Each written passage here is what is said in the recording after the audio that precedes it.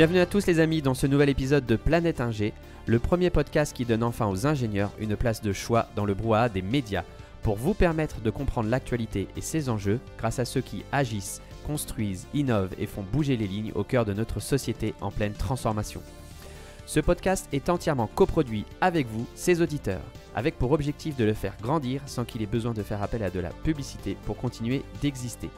Alors si vous aimez l'émission et que vous souhaitez aider Planète Ingé, vous pouvez faire un don direct sur la page Tipeee de l'émission qui se trouve à l'adresse soutenir.planeteinger.fr. L'argent récolté sert à payer les charges de l'émission, la publicité pour le faire connaître, mais aussi l'équipement et les déplacements pour plus de super interviews sur le terrain.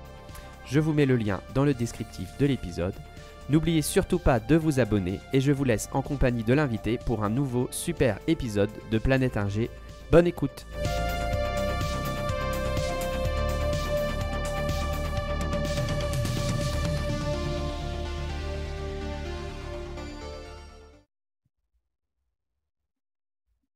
Ouais, c'est bon. Yes. Eh ben, bienvenue à tous dans ce nouvel épisode de Planète Ingé. Aujourd'hui, j'ai le plaisir de recevoir Loïc Bardon.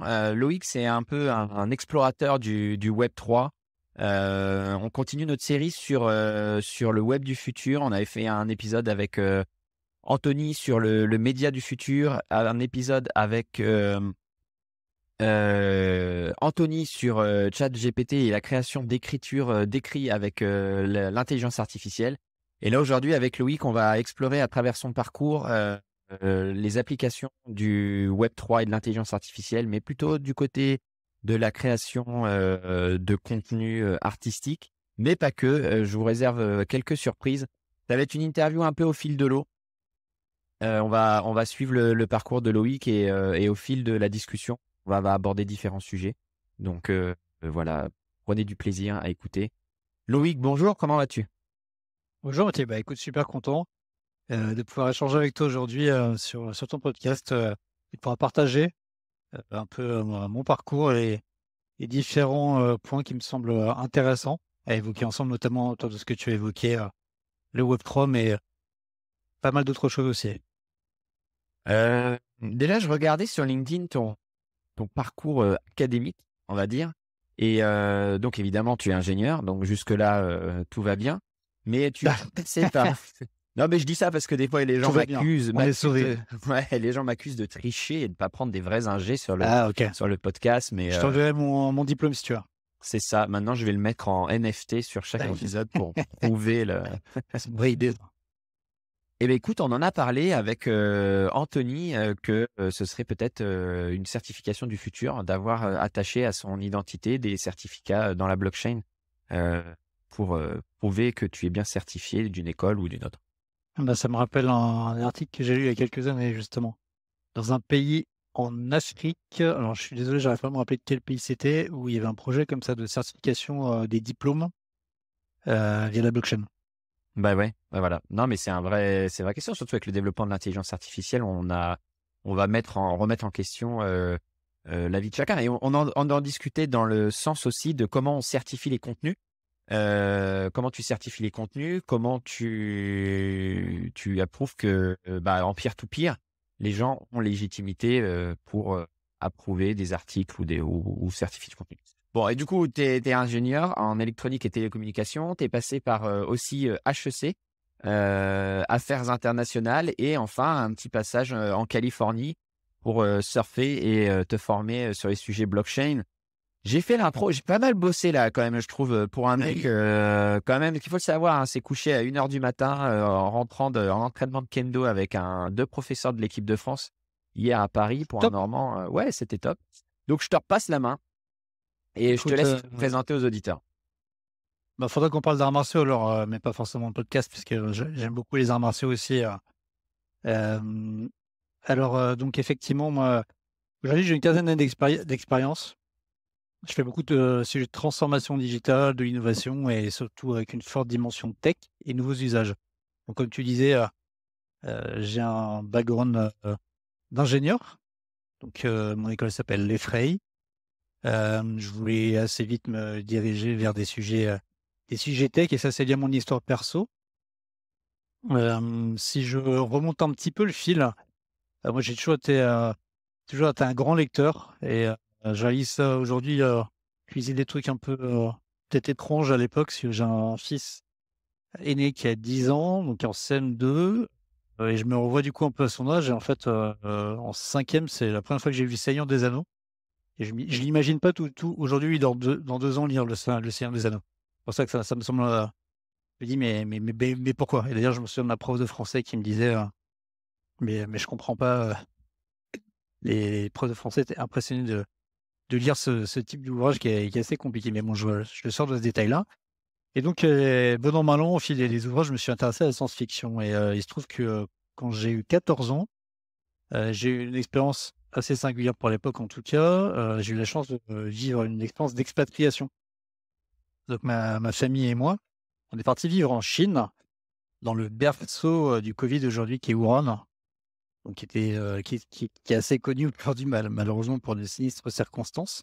Donc j'ai vécu 2 ans et donc je bouquinais pas mal et j'ai découvert le cycle Dune Ah oui. et je pense que c'est une influence assez importante, sur moi parce que je me rappelle à l'époque, mes 14 ans à Wuhan, être dans une réflexion, me dire: «Bah, en fait, moi, je vais essayer d'avoir de l'impact, aider les autres et tiens, il y a le métier de docteur, d'avocat» et finalement, en étant confronté à ce questionnement, en le mettant au regard de ces ouvrages-là, je me suis dit: «Bah, en fait, il y a aussi la technologie ou la science qui amène des outils extrêmement puissants, à l'homme pour résoudre les plus grands problèmes du monde» et c'est comme ça, bonhommement, que j'ai été amené, à avoir cette réflexion-là et le chemin n'a pas été si simple,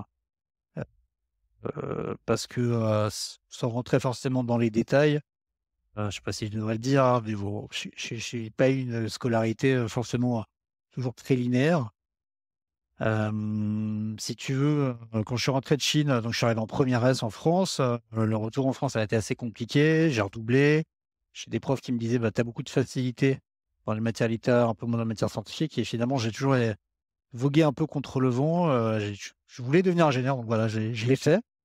C'est une petite victoire pour moi et il y a eu, parfois un peu de la douleur, mais j'ai eu la chance d'être, soutenu par ma famille, et finalement de réussir à rentrer sur ce circuit, d'ingénieur sur, les sujets qui m'intéressaient, la tech et vraiment de vouloir intégrer une école d'ingé avec déjà une dimension tech qui était forte.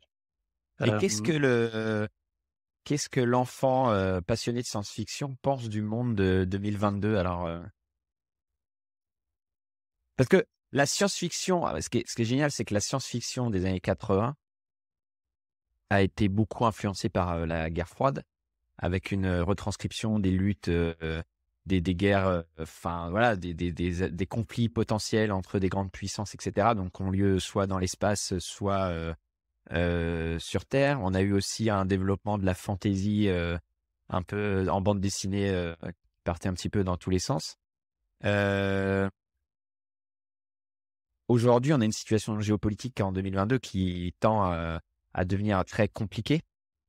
Donc justement, qu'est-ce que l'enfant des années 80, fan de science-fiction, pense du monde actuel? Est-ce qu'il a tenu ses promesses ou pas trop? alors plusieurs choses. Déjà pour répondre tout de suite à ta question, l'enfant est certainement tiraillé entre, plusieurs sentiments. Et ta question est hyper intéressante parce que, la conviction que j'ai aujourd'hui, qui est une conviction issue, justement de mon chemin, c'est que les histoires, elles structurent vraiment la pensée. Les mots structurent la pensée, mais les histoires structurent la pensée. Les histoires sont, le récit est quelque chose de très puissant, en créant des imaginaires et finalement, je pense aussi qu'il détermine des chemins et que c'est pas anodin. Je tiraillé parce qu'il y a ce que tu disais sur le contexte actuel qui est assez négatif. Hem Et après j'aime bien prendre, c'est pour ça tirailler un peu le côté contre-courant, parce que j'aime à penser que, le futur, sera toujours meilleur que ce qu'on croit et je pense qu'il y a aussi un espèce de, cynisme français, en tout cas c'est ma perception qui n'engage que moi. Un cynisme français sur, «C'était mieux avant», «Tout va mal». Oui, il y a plein de choses qui vont mal, c'est vrai.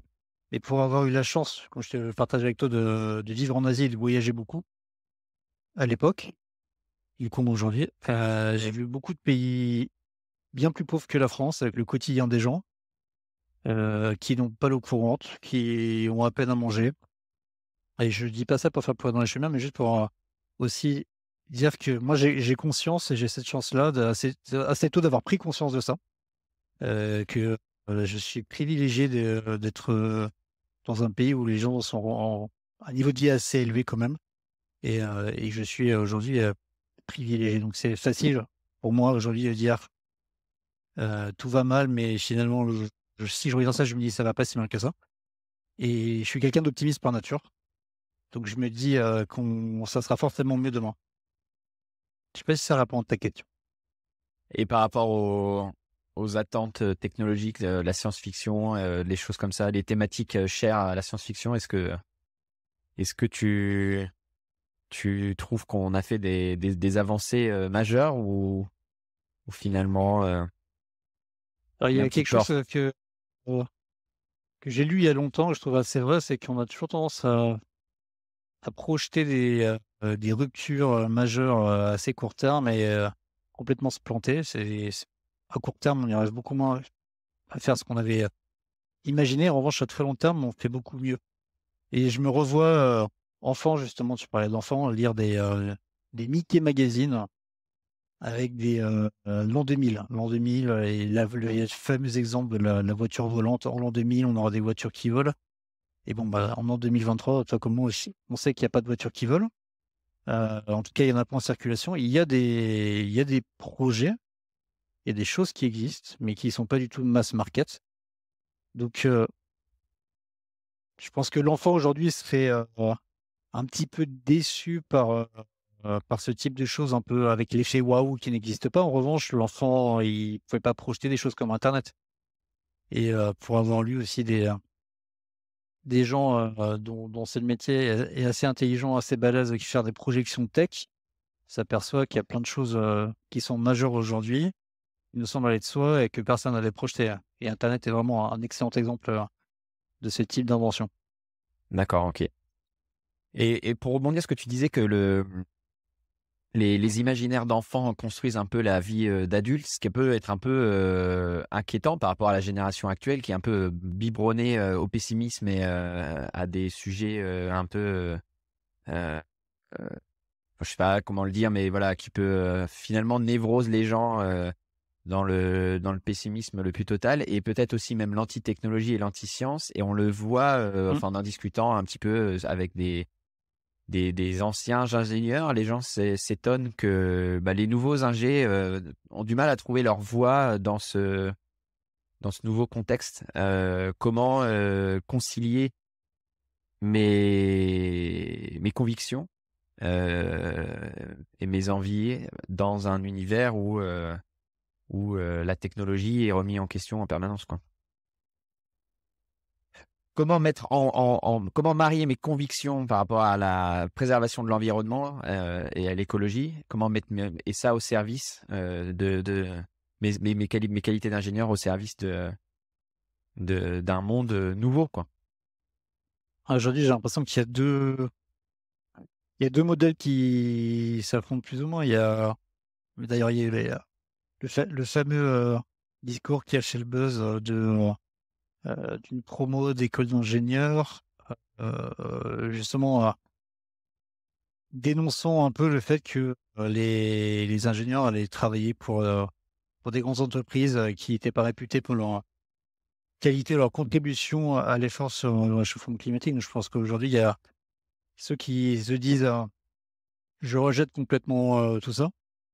À savoir, je veux pas travailler dans ce type de structure d'entreprise parce que c'est apporter de l'eau au moulin du réchauffement climatique. Et à l'inverse, il y a ceux qui vont plutôt se dire bah, si je vais y aller, je vais essayer de changer les choses de l'intérieur. Donc, je pense qu'il n'y a pas 36 solutions. Il y a soit je dis bah, c'est le mal, donc je fais complètement autre chose et je me bats contre ça, ou je me bats autrement en essayant de changer les choses de l'intérieur, ce qui j'ai pas de jugement de valeur il y a pas de jugement de valeur de ma part. Le fait que un chemin soit meilleur que l'autre, je pense que ça regarde chacun, c'est très subjectif. Ah ouais, donc en fait, bon, on a un peu digressé, hein, c'est pas grave, on C'est pas s'autorise grave. quelques digressions de temps en temps. Bien sûr. Euh, Comment tu nous décrirais ton métier actuel en une phrase alors? Comment je décrirais? Je dirais que mon métier, je l'ai un peu dit tout à l'heure, je pense,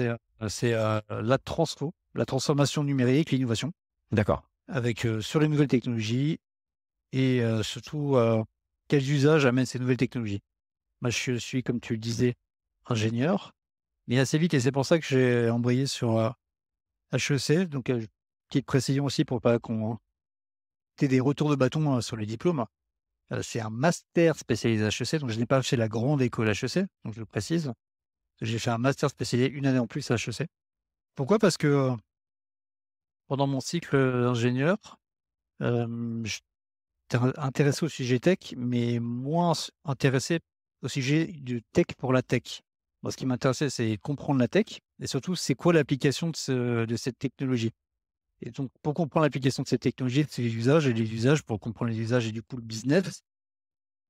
J'avais quelques, outils, on va dire, de la part de mon école, mais pas suffisamment à mon goût, donc j'ai voulu compléter ça, dans une business school, sur, avoir du savoir, plus de compétences sur, la finance internationale, du droit, la géopolitique et compagnie, quoi. D'où, d'où ce chemin, qui m'a emmené derrière, sur, d'autres voies. OK. Et du coup, dans la transformation, tu fais du conseil dans la transformation technologique aux entreprises. Concrètement, ça ressemble à quoi? Tu peux nous donner des exemples de missions? Ouais, alors,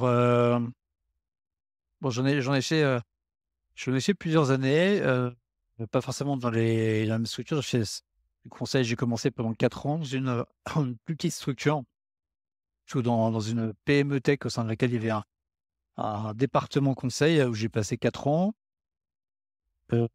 Très concrètement, ce qui était rigolo, c'est que je m'aperçois aujourd'hui que j'ai bossé sur des sujets d'IA avant même de savoir que c'était des sujets d'IA. Donc IA, donc intelligence artificielle. Donc à l'époque, par exemple, hem, j'avais une réflexion qui était de me dire que je bougeais sur des sujets tech et je bossais sur des sujets usage et je m'intéressais aussi à, tout ce qui est, on va dire, expérience client, au sens où j'avais la conviction qu'on passait d'un modèle où, il y avait une approche business qui était une approche produit et qu'on est sur plus une approche centrée client. Donc c'est pour ça que je suis allé sur des sujets, de ce type-là. Donc du coup, je me suis beaucoup baladé au gré de mes missions dans des centres d'appel de gros groupes du CAC 40. Aller voir, bah, c'est quoi concrètement? Moi, je suis client Luc Bardon, je suis client, je vais appeler, je dis n'importe quoi, la Société Générale parce que, je veux ouvrir un livret A. Qu'est-ce que je veux dire? Pourquoi je veux le dire? Comment je vais le dire?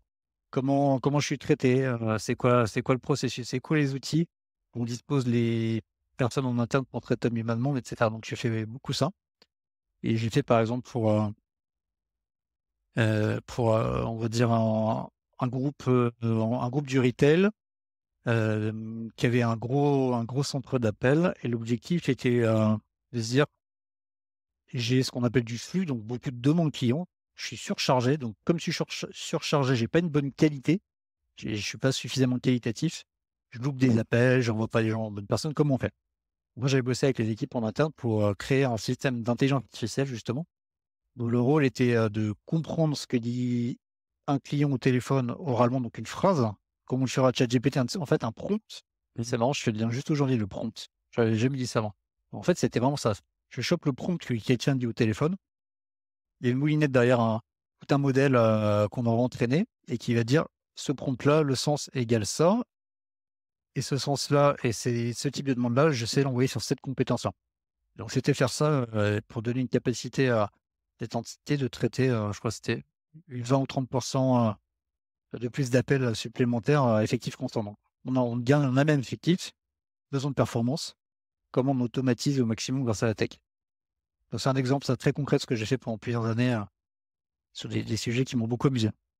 C'était avant ou après ton passage en Californie? Parce que on a zappé un peu cette Alors partie-là. je suis pas passé en Californie, attention, hop, disclaimer, tchoup, Ah oui? Non, pardon, j'ai moi c'était. fait non, non, mais il y a pas de souci.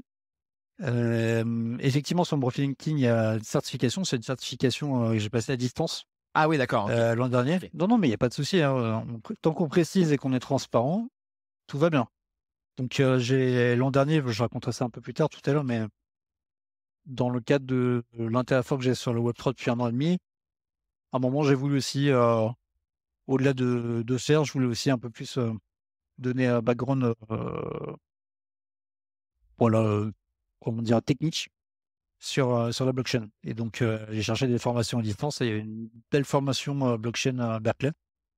Je sais pas, il y avait au moins une cinquantaine d'heures à passer pour passer la certif.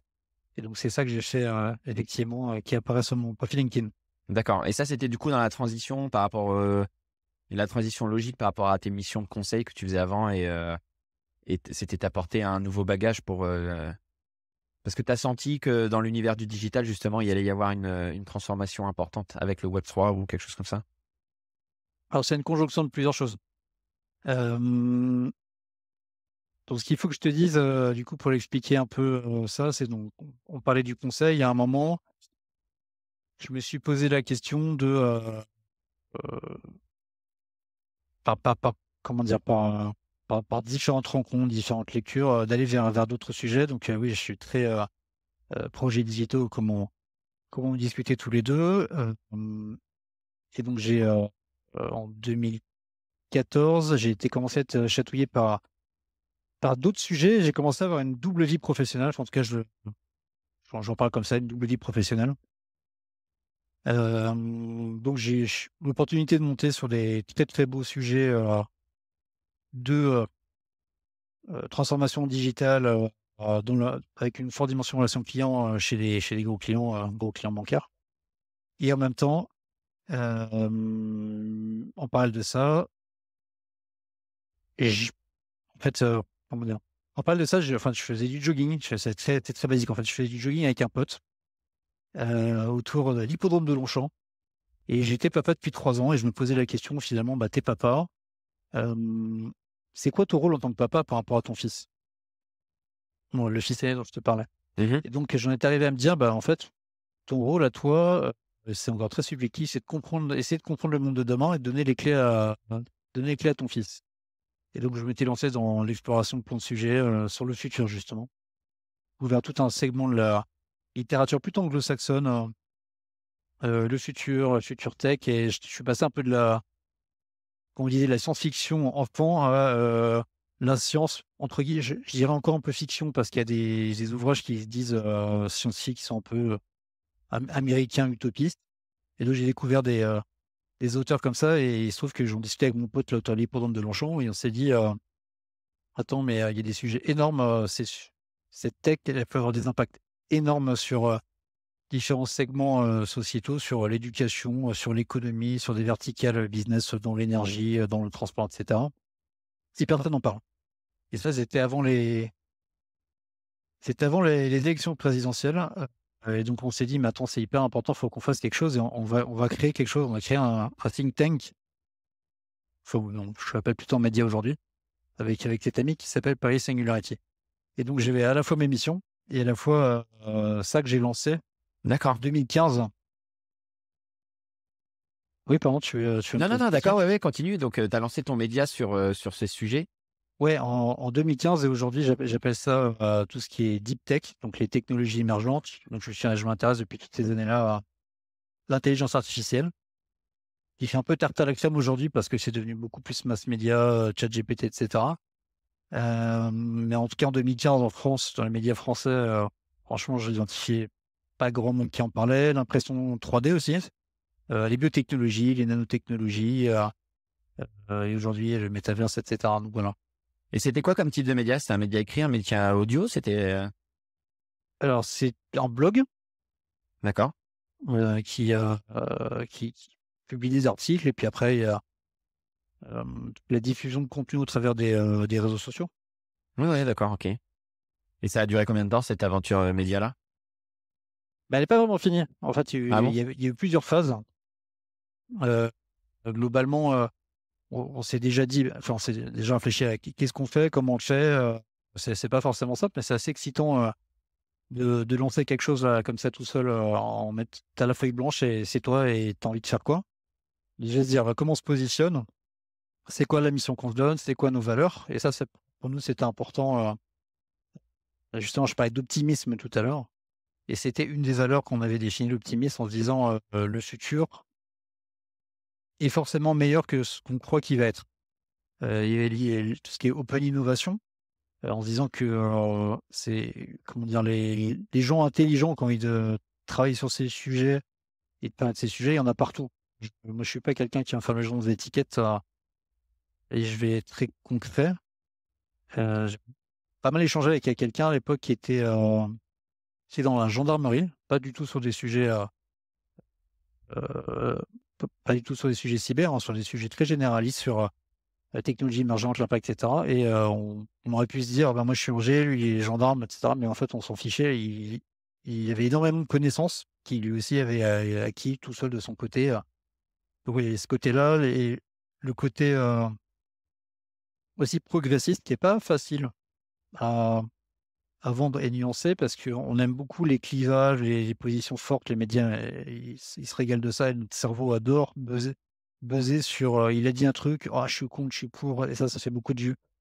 Moi, je suis quelqu'un qui est plutôt toujours prêt à challenger mon point de vue, c'est-à-dire que j'ai une idée qui m'intéresse, c'est d'échanger avec la personne et je suis prêt à la fin à me dire, bah ok, tu m'as convaincu, je suis d'accord avec toi. Donc, je suis plutôt dans le questionnement, poser des questions et j'ai des réponses ou des débuts, mais je suis jamais affirmatif que ma réponse est la meilleure. Oui. Et donc on s'est, en gros, dans les différentes phases, on s'est lancé en 2015. Pendant 2 ans, c'était exploration, action. On veut raconter le futur, on veut montrer, on veut démontrer. On va essayer d'avoir de l'influence. Comme je te disais, je suis convaincu que les récits structurent la pensée. Et c'est quelque chose qui m'avait frappé quand on était parti justement au TEDx 2015. On avait été dans le public. Et donc, quand on connaît le format un peu TEDx,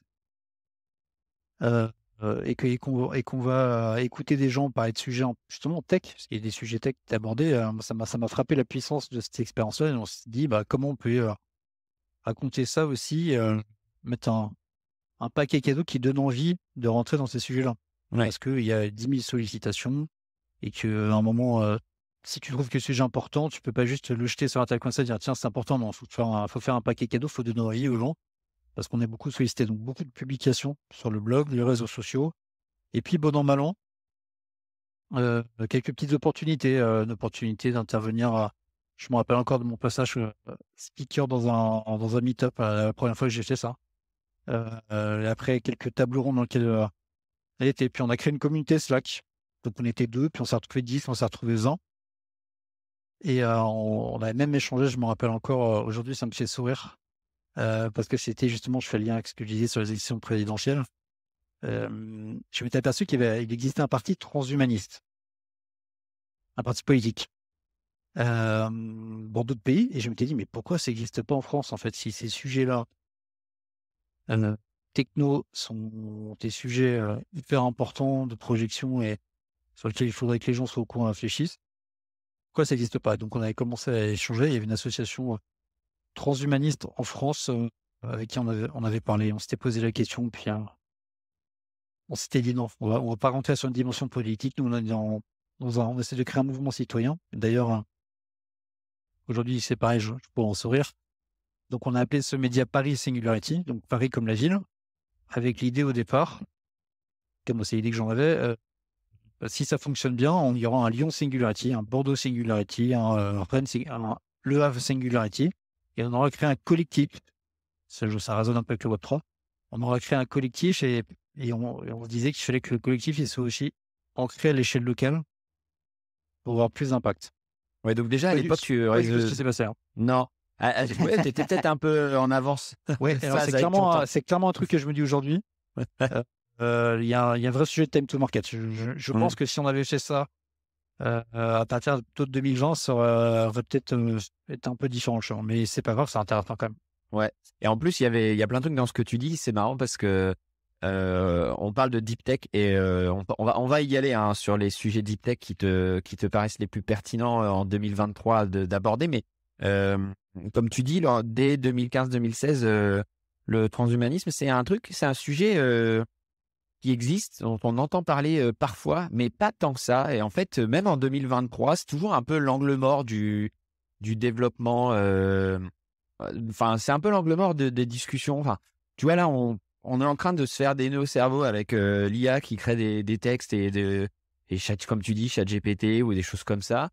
on met complètement de côté ce sujet transhumaniste. C'est un truc fou en plus complètement. Enfin, ça peut Je pense qu'il y a changer des complètement. connotations aussi, certainement liées au mot en français qui n'existent pas dans des cultures anglo-saxonnes, par exemple. Ouais. Ce Et transhumanisme, ce que ça renvoie dans l'imaginaire français, c'est des gens qui veulent s'augmenter pour devenir Dieu grâce à des machines. Voilà, ouais, c'est ça que ça renvoie.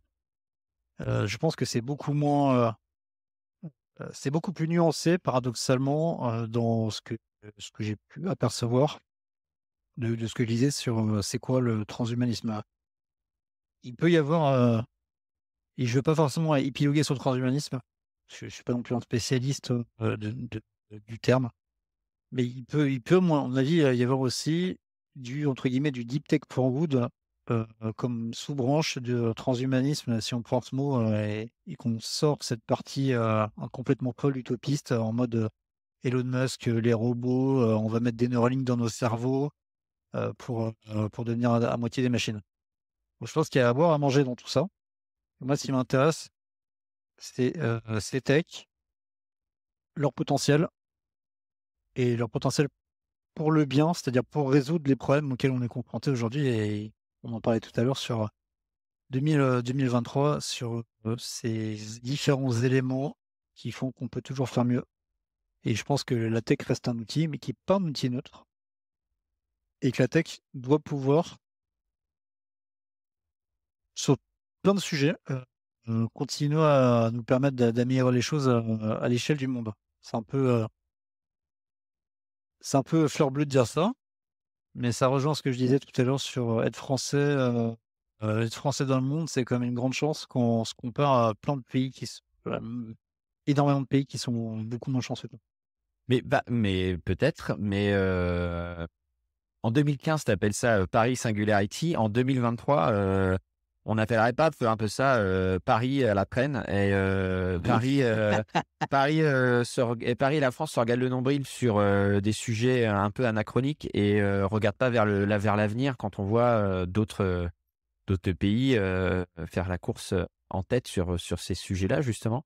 C'est quoi avec du recul ton point de vue là-dessus, justement? En plus, t'es parisien, donc t'es au cœur de l'agitation. Je suis vendéen pour être Ouais. précis. Euh, Non, mais tu vois le sens de ma question ou pas? ouais, je comprends. Ce que tu dis, c'est. Enfin, je vais reformuler peut-être dans le compris, mais ce que tu dis, c'est est-ce qu'on regarde pas les choses par un petit bout de la lorgnette et ne faudrait-il pas prendre un peu de hauteur? Je pense que c'est. J'ai envie de dire oui et non. Tu vois, je vais être cohérent avec moi-même. Non, parce qu'on ne peut pas mettre de côté le quotidien, simplement parce que il y a aussi bon, il y a des choses très pratico-pratiques, hein. Le quotidien, c'est tiens, moi j'ai une famille, j'ai un appartement, j'ai des enfants, faut manger. Enfin voilà, il y a quand même des choses qui sont de l'ordre de la survie. C'est là-dessus que j'arrivais. Le long terme versus le court terme. C'est quelque chose qui m'a beaucoup intéressé aussi depuis toutes ces années, c'est essayer de voir du long terme comme me dire, c'est comme si tu étais capitaine d'un bateau, tu as une longue vue, et du coup, le long terme, c'est de dire, c'est quoi ma destination? Mhm. Et pour atteindre ma destination, c'est plus le court terme, je peux prendre différents caps et je peux changer. Mais ma destination, je dois l'avoir en tête. Et moi, ce qui m'a frappé dès 2015, c'est de dire, mais en fait, c'est quoi le projet? C'est quoi, euh, c'est quoi la France 2030? C'est quoi la France 2045? Est-ce qu'on y a réfléchi? Qui y réfléchit? Pourquoi on n'y réfléchit pas? Avec le sentiment qu'il y avait d'autres cultures. Euh, Là, comme ça, j'ai deux exemples qui me viennent en tête, mais dans la culture chinoise, il y a une histoire beaucoup plus, euh, comment dire, avec une histoire millénaire. Dans la culture chinoise, c'est beaucoup plus, c'est beaucoup plus ancré en eux de projeter sur du long terme. Ouais, il veut faire des plans, ouais. C'est faire des plans, on le Mm. voit. Et comme je te disais, j'ai vécu en Chine, donc c'est quelque chose que tu sens aussi. Et après, des choses que j'ai vues, il y a tout, quasiment 10 ans, il me semble, par exemple, en Suède, ils avaient créé le ministère du futur. C'est un truc, moi, ça m'avait frappé. Je me dis, mais ça, c'est génial. Pourquoi on fait ça? On fait pas ça. Donc là, on pourrait me dire, il y a François Bayrou qui fait le grand plan. Non, personne Voilà. va te le dire, t'inquiète pas. Je ne sais pas trop quoi en penser, mais en tout cas, du peu que j'en. Je pense que c'est une bonne chose. Alors après, je sais pas exactement ce qu'ils font, je m'y suis pas assez intéressé tout de suite. Et je vais reboucler la boucle. Je pense qu'aujourd'hui, et j'en discutais hier avec quelqu'un, on a aussi un cerveau, donc on est contraint par une biologie. Et notre biologie, elle est quand même assez simple si on y pense. On a une pyramide de Maslow, on a besoin de manger, on a besoin de boire, on a besoin de dormir. Tout ça, c'est lié à la survie. Et donc, ce qui nous touche dans l'immédiat, c'est c'est qu'on est câblé comme ça, c'est le court terme. C'est ça qui nous, on est câblé comme ça, on n'y peut rien. Le court terme prévaut sur le long terme. Et puis ça, c'est une question de câblage pour moi. Non, mais d'accord, mais on a quand même des gens qui sont, comme tu disais, dans un confort de vie. Bon, on a beau dire ce qu'on veut, le confort de vie en France est quand même ce qu'il est. Aujourd'hui, les innovations majeures dans la tech, il y en a pas. C'est une impression. Je me base juste sur des impressions. On n'a pas grand-chose qui semble venir de chez nous. Moi, encore une fois, j'ai l'impression qu'on s'arc-boute sur maintenir une existence, comme tu t'en as parlé un petit peu sur c'était mieux avant et le fantasme de la vie comme elle était peut-être dans les années 50-60, j'en sais rien. Mais par rapport à la deep tech et le sujet qui nous concerne aujourd'hui, qu'est-ce qui naît en France? Quelles sont les innovations majeures qui viennent de France? Toi, justement, qui es un peu baigné dans ces sujets-là, est-ce qu'on a des choses à faire valoir, à mettre en avant dans tout cet écosystème? Où on est définitivement à la traîne derrière les États-Unis, la Chine, le Japon, la Corée? Alors, c'est intéressant comme question. Parce que nous, ce qui est sûr, c'est qu'on n'a pas de plan. Là, vraiment, on le voit. Enfin, je veux dire, c'est au jour Je le sais jour, pas si quoi. on n'a pas de plan. Je dirais plutôt qu'on a plein de plans. Et après, il y a un problème il y a un Mhm. problème d'échelle. Et j'ai eu la chance d'intervenir. C'était 2018, si j'ai pas de bêtises, à une table ronde avec un chercheur français justement sur l'intelligence artificielle qui s'appelle Jean-Gabriel Ganassia. Mhm. Et la question qui était posée, c'est la place de l'Europe vis-à-vis de ces questions de révolution scientifique. Est-ce que l'Europe nous protège? Et c'est quoi notre avis? Moi, j'avais plutôt pris une position justement de dire, ok, on a des super arguments, mais en fait, très concrètement, comment on peut faire pour lutter? Parce qu'effectivement, on n'a pas du tout le même modèle que si on prend les États-Unis ou la Chine, qui ont chacun des avantages différents pour pouvoir innover plus rapidement. Et nous, on a la France qui est ridicule, je veux dire, en termes d'échelle, hein, je parle, vis-à-vis Oui, des bien sûr, oui. États-Unis, vis-à-vis de la Chine encore plus. Donc après, on a l'Europe. Mais l'Europe, c'est quoi? L'Europe, c'est une addition de plein de nations qui n'ont pas forcément des intérêts communs. Donc j'ai appris l'exemple à cette époque-là de se dire, bah, en fait, c'est comme si moi, je devais construire ma maison. Et du coup, il y a un architecte qui vient et il dit, bon voilà, vous avez X personnes égale le nombre de pays en Union européenne.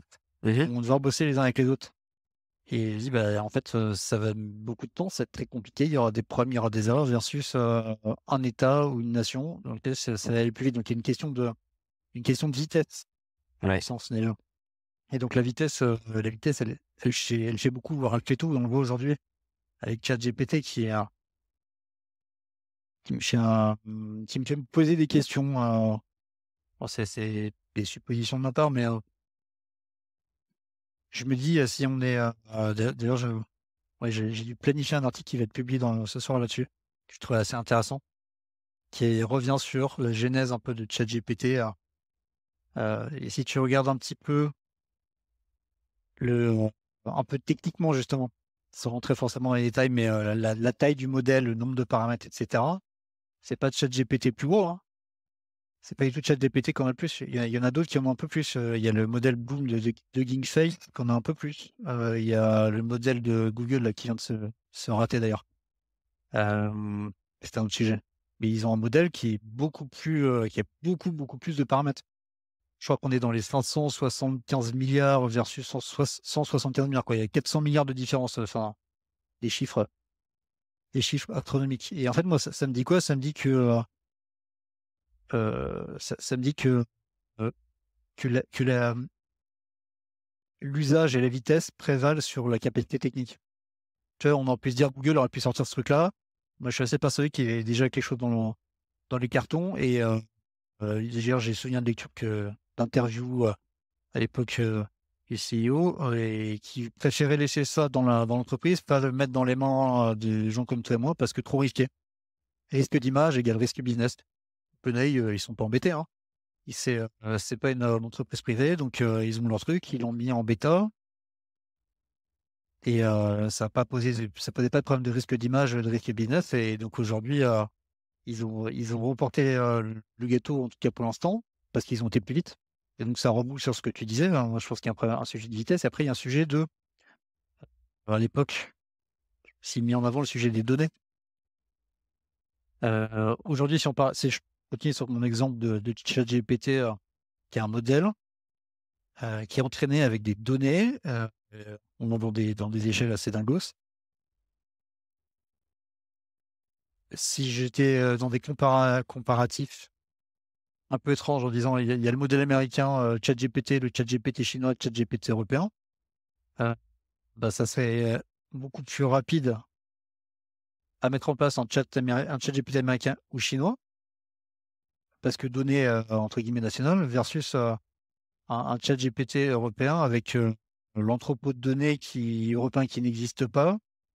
Il y a problème par rapport à ça aussi. Ok.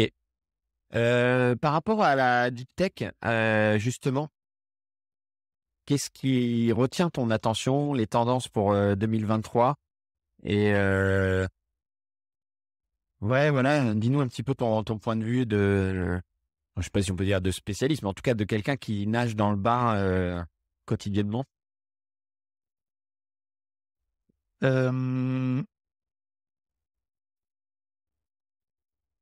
euh, Est-ce que tu peux nous donner ta vision, tes tendances pour Alors, tu as parlé de court terme, de long terme, donc justement, tu pourras nous donner un peu tes tendances court terme, tes tendances long terme. Où on en est? C'est quoi, ça va être quoi les sujets chauds des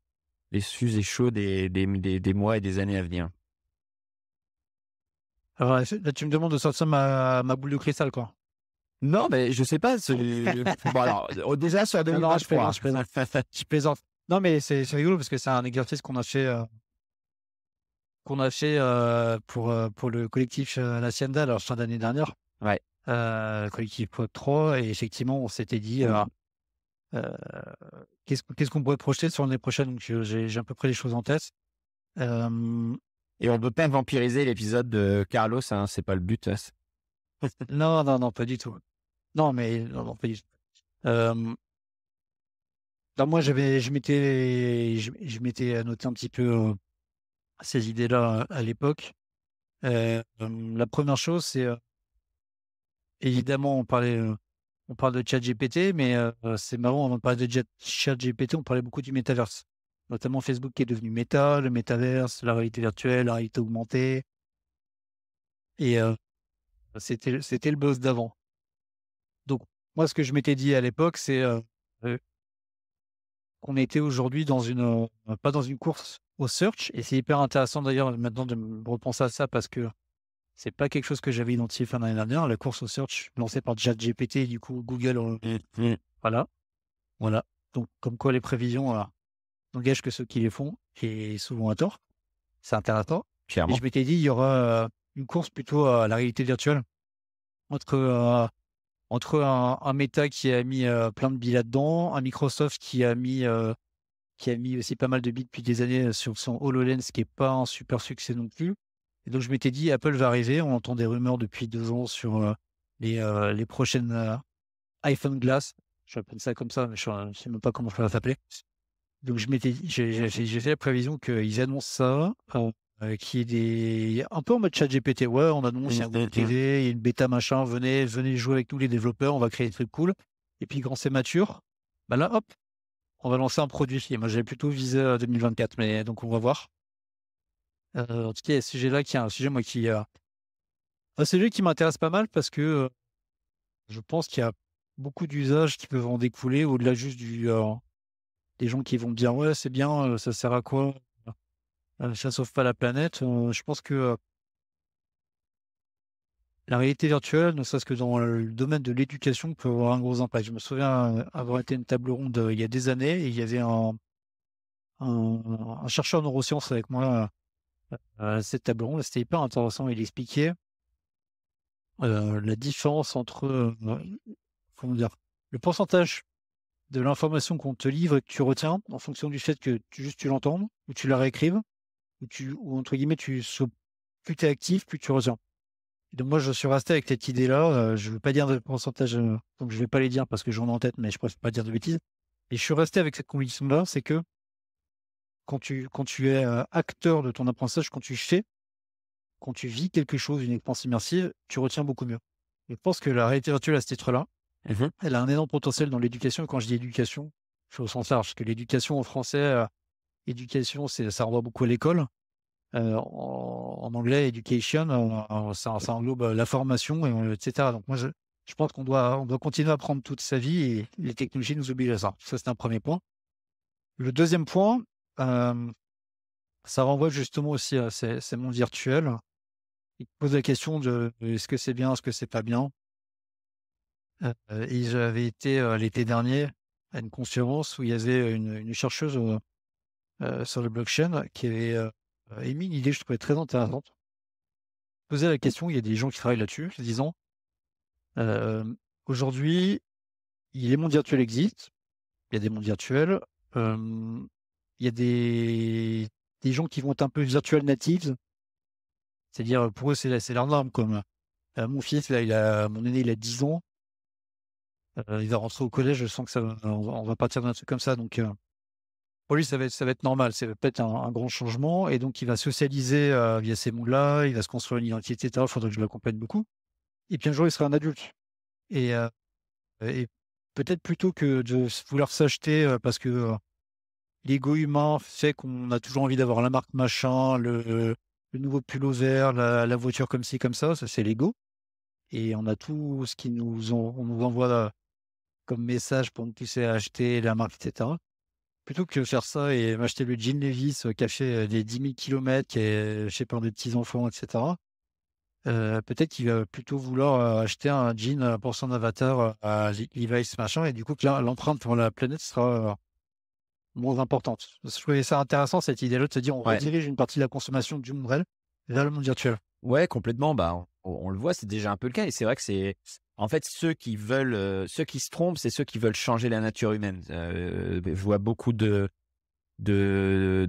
gens qui veulent faire la transition écologique en changeant la nature humaine, en disant, bah, vous consommerez moins, vous bougerez moins, vous ferez ça de moins. Et non, c'est pas dans la nature de l'être humain, malheureusement. Enfin, à moins de lobotomiser tout le monde ou de créer une société euh, à l'image de certaines dictatures mondiales.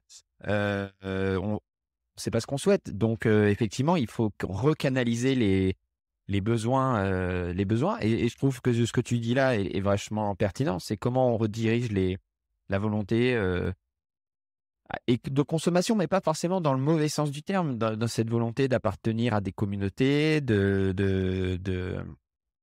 grandir, d'évoluer, dans le monde virtuel. Hein, c'est ça que tu voulais dire, si je ne me trompe pas. Ouais, alors moi euh, je pense pas que ça soit une erreur de vouloir changer. En fait, je pense que l'erreur c'est de dire c'est soit l'un soit l'autre. Et moi, ce qui me gêne plus, c'est les discours qui sont blancs ou noirs.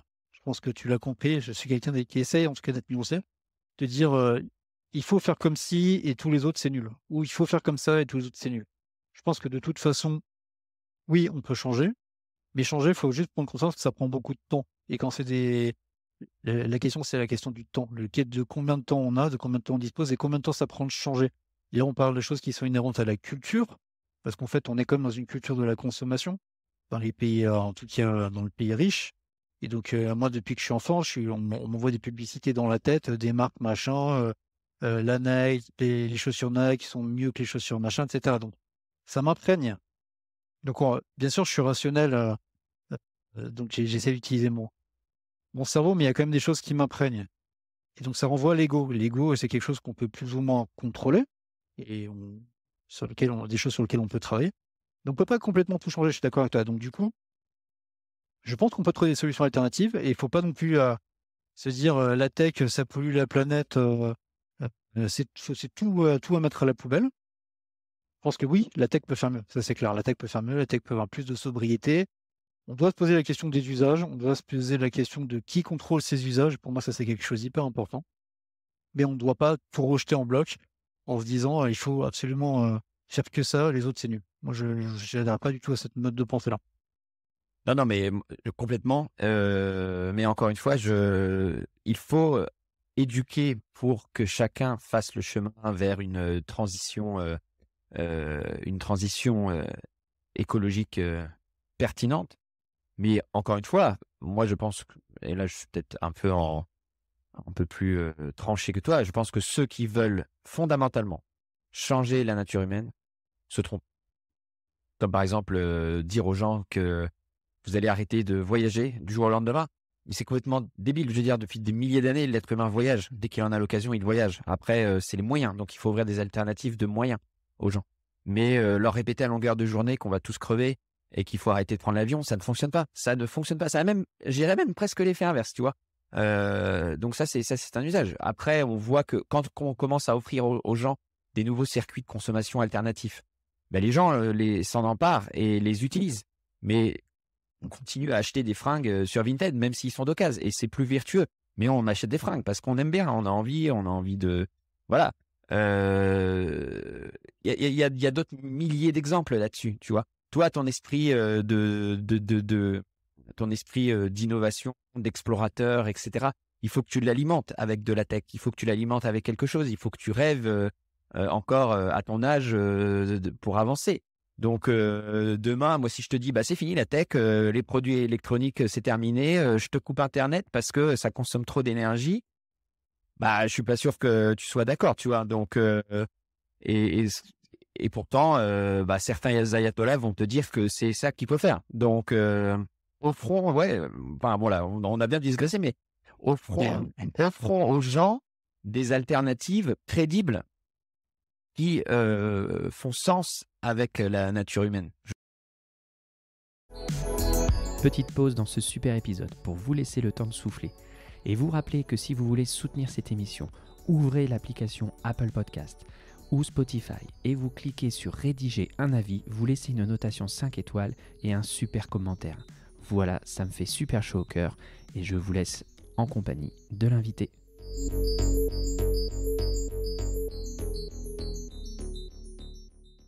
Ça, c'est ce que je pense. Mais je pense, je suis d'accord avec toi sur les alternatives. Et je reboucle sur ce qu'on disait sur les imaginaires. Et ça, c'est aussi quelque chose que j'ai l'impression qu'est en train d'arriver. Euh, je suis un peu gamer. Euh, je l'ai été longtemps. Puis après, avec mes enfants, beaucoup moins, je suis redevenu un petit peu. Et je pense qu'il y a un mouvement aussi de création de contenu, justement, Ouais. tenant compte de ça. Moi je pense que dans les prochaines années, il y aura des jeux mettant en scène justement des jeux hyper sympas. Peut-être tu as envie de passer du temps dedans, où il y aura ces enjeux-là qui seront intégrés. Et je pense que c'est hyper important, justement, pour que les, les comportements changent, mais plutôt par infusion, si tu veux. Que ça soit quelque chose presque qui relève de l'inconscient. Je joue à ce jeu-là et du coup, je me dis, ah ouais, je pense à des choses. Et du coup, j'intègre cette nouvelle problématique-là, mais pas de façon forcée avec un bâton. C'est peut-être un peu comme une carotte. Ouais, mais enfin, encore une fois, le super sujet. Qui va déterminer la pertinence des contenus? Tu vois, je veux dire, au moment donné, quand on voit ce qui circule comme théorie sur Internet, sur la décroissance, sur plein de sujets qui peut-être te parlent ou pas, mais voilà, je vais en prendre un au hasard. Je prends l'énergie, tu vois, le nucléaire, où on bassine les gens avec des contre-vérités en permanence. Donc, bon, et voilà, enfin, tu vois, dans les livrets scolaires, on parle aux enfants, on commence à voir en permanence mentionner que la seule agriculture vertueuse, c'est le bio, alors que bah il y a des contradicteurs des deux côtés. Moi, je suis pas là pour dire ce qui est bien et ce qui est pas bien, mais comment, tu vois, moi, je veux bien qu'il y ait des contenus éducatifs virtuels, et c'est très bien, c'est une voie pour permettre aux gens. Mais ça sera une bonne question à se poser un jour. Qui sera le garant que le message contenu dans ces modèles éducatifs est correct, en fait? C'est hyper important ce que tu dis. C'est justement une réflexion que j'ai aussi depuis longtemps sur sur le Web 2 notamment. Le Web 2, qui contrôle l'information? Parce qu'en fait, le savoir, tout le savoir, il s'incarne au travers de l'information à laquelle on accède, et on y accède via des livres, de moins en moins. On y accède via Internet de plus en plus. Et Internet égale les réseaux sociaux, les YouTube, etc. Alors après, moi, je suis pas non plus un détracteur à 10 000% de ça. Je prends toujours l'exemple un peu bête et méchant. En fait, c'est des outils. Il faut qu'on soit éduqué avec ces outils. On peut en faire ce qu'on en veut. Il faut juste que les gens soient éduqués. Tu vois, YouTube, si je prends un exemple très concret, on peut dire YouTube, il y a des vidéos justement sur des gens qui racontent n'importe quoi. Il y en a. Mais moi, ça m'intéresse pas parce que je m'intéresse pas à celle-là et j'ai suffisamment de bagages pour savoir que ça, il est en train de me raconter n'importe quoi. En revanche, pour réparer ma télévision, plutôt que de me racheter une télé, et ça, c'est un vrai cas. Il y a quelques mois, ma télé ne marchait pas. Donc, j'ai été sur YouTube. J'ai mis le série de la télé. Il se passe ci, il se passe ça. Donc, tiens, essayez ça. Donc, j'ai identifié la panne. J'ai identifié grâce à YouTube où acheter cette pièce. Donc, plutôt que payer 500 balles, j'ai fait venir des barres LED. Ça me coûtait beaucoup moins. Et après, il y avait un tuto. Donc, avec un monsieur très gentil que je remercie. Qui expliquait pas à pas. Voilà, ta télé, tu la désosses comme ça. Après, tu fais ci, tu fais tac, tac. Et résultat, ça même on a fait ça au bout d'une heure et demie. On avait une télé qui fonctionnait. Donc ça, c'est un cas concret des réseaux sociaux et de ce que ça peut apporter en plus. Ça apporte du savoir, en fait. Moi, je suis pas réparateur de télé, j'y connais rien, en fait. Je suis ingénieur en électronique. Mais bon, si je dois réparer une télé, j'en sais rien, c'est un métier. Et en fait, grâce aux réseaux sociaux et des personnes qui mettent du contenu à valeur sur les réseaux sociaux, parce qu'il y en a plein aussi, et on en parle peut-être moins parce qu'ils font pas du buzz, etc. J'ai pu faire ce cas concret et économie circulaire en plus. J'ai pas pris ma télé que j'ai mis à la poubelle, racheter une télé. J'ai fait venir. Alors après, on va me dire oui, tu as fait venir à avion, certainement. On peut faire mieux. Peut-être que j'aurais pu trouver un petit vendeur à côté. Je suis pas sûr. Mais bref, du coup, j'ai gardé ma télé d'origine et j'ai juste modifié des pièces. Ouais, je Donc comprends ça, c'est ce un que tu cas veux concret, dire. mais le Mais petit c'est les contrôle apps, est essentiel. Tu as entièrement raison. Ouais. Parce que derrière qui contrôle sont des grosses entreprises dans le Web 2 qui sont qui font du business, qui ont mis en place des mécanismes qui ont compris il y a 20 ans comment on génère de l'attention, comment on capte l'attention. Donc ils ont étudié le cerveau, sur quoi on appuie, sur quel trigger du cerveau on appuie pour que les gens passent un maximum de temps. Et du coup, après ce temps de cerveau, on comprend qui ils sont et puis on revend derrière des typologies, des segments marketing pour dire que Mathieu, par rapport à son segment, c'est pertinent de lui proposer un nouveau micro portatif, comme tu m'en parlais au début. Et voilà, et ça aujourd'hui, en fait, les gens qui nous donnent de l'information, elles nous donnent de l'information, à mon sens, qui est en partie biaisée parce qu'elle est faite pour mieux comprendre qui on est, nous retenir et nous vendre des choses. Et ça rejoint ce qu'on disait sur ChatGPT. Si je reviens sur la prédiction, moi, je pense qu'on est au devant cette année, peut-être l'année d'après, sur justement dans un phénomène de régulation de tous ces contenus qui sont générés par des systèmes d'intelligence artificielle. Donc, il y a ce que tu disais, il y a tout ce qui est deepfake, donc des posts vidéo qu'on peut générer, du contenu qu'on peut générer. On peut générer de l'écrit. Ça, on peut le faire de manière automatisée. Ça pose la question de finalement qui contrôle ça. Est-ce qu'il y a du contrôle dessus? Et qui va dire à un moment, est-ce que ce contenu, il a de la valeur? Est-ce qu'il est vrai? Est-ce qu'il n'est pas vrai? Et donc, ça, c'est un sujet politique finalement. C'est en ça où je pense que la technologie. Avant, j'avais coutume de dire en 2015 que la technologie est neutre. En fait, je ne crois plus trop que la technologie soit neutre. Je pense que la technologie est un outil, mais la façon dont elle a été, par exemple, codée, c'est que elle intègre des biais de. Ouais, elle intègre forcément. Leur biais, c'est négatif. Donc, j'étais en train de me dire biais, mais je me dis non, il faut peut-être pas dire biais. Elle intègre des modes de fonctionnement ou des valeurs. Des valeurs, des choses qui relèvent de la culture de la personne qui a créé cet outil. Alors, c'est très drôle parce que, et je vais conclure cette partie là-dessus, je suis tombé sur un article tout à l'heure qu'Elon Musk a licencié un ingénieur de chez Twitter parce qu'il s'était plaint que ses tweets ne touchaient que 1 millier de personnes alors qu'il avait des millions d'abonnés. Il s'est rendu compte que même lui qui avait des millions d'abonnés n'était pas propriétaire de son audience et que c'était au bon vouloir de l'algorithme que ces messages pouvaient passer. Et quand l'ingénieur lui a dit, c'est peut-être ton contenu qui est nul, il s'est fait dégager. Ouais, Donc, j'ai vu ça ce matin. donc, deux leçons à tirer de ça. Effectivement, dans le Web 2, on n'est pas propriétaire de son audience, même si on produit du contenu de qualité et qu'on est à la merci des algorithmes. Et pour rebondir sur ce que tu disais, des algorithmes, au final, dont on ne sait plus trop comment ils proposent du contenu aux gens. Je vois sur ton profil LinkedIn, tu mets beaucoup en avant tous les collectifs Web3 auxquels tu appartiens. C'est assez unique. Je vois peu de gens qui font ça, même si les gens commencent à appartenir à des collectifs Web3. Toi, tu les mets en avant sur ton profil. Donc, je voudrais que tu nous dises en quoi ça te tient à cœur. Pourquoi tu penses qu'aujourd'hui, en 2023, c'est important de mettre ça en avant? Et puis après, on conclura cette interview sur ton collectif à toi, sur ce que tu as lancé. Et du coup, on parlera un petit peu de l'intelligence artificielle et de création artistique.